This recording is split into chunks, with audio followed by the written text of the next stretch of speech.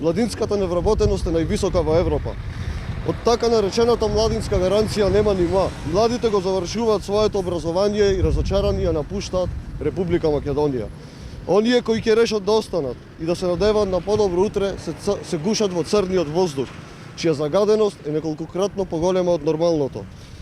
Владата за тоа не нуди мерки и решенија, бара донации од бизнисмените за работа која треба да се финансира од буџетот. Загадувањето ќе го спречуваат со донации, а не кажуваат каде ќе одат парите од даноци. Државата стана рекордер во корупција. Граѓаните се помалку им веруваат на институциите. Давачките рапидно се зголемуваат, а со тоа се удира врз секој млад и високо квалификуван кадар кој решил да твори, работи и создава во Република Македонија. Се удира врз IT инженерите, младите лекари, стоматолозите. Образованието е девастирано и оставено на заборавот на времето. 2 години нема ниту една инвестиција. Нема студентски домови, нема студентски градови, нема подобар стандард за студентите, нема ништо.